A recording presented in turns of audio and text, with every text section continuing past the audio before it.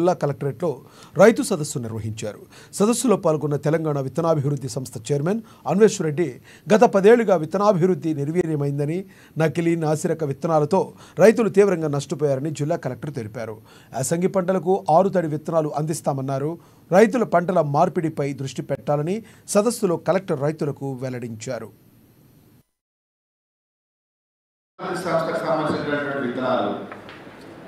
రైతులకు అందించేటటువంటి దాంట్లో ప్రధానమైనటువంటి భూమిక పోషించేది సహకార సంఘాలే.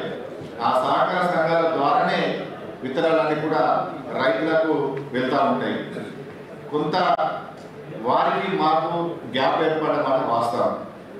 గ్యాప్ కూర్చడానికి అంటే గ్యాప్ అంటే సరైన సమయంలో విత్తనాలు అందించకపోవడము, ఆ విత్తనాలను అందించే స్థాయిలో తగ్గిపోవడం, పూర్తి స్థాయిలో అందించకపోవడంతో కొంత విత్తనోత్పత్తి విత్తన మార్కెట్ అంతా కూడా తగ్గినటువంటి గత 5-10 జరిగింది.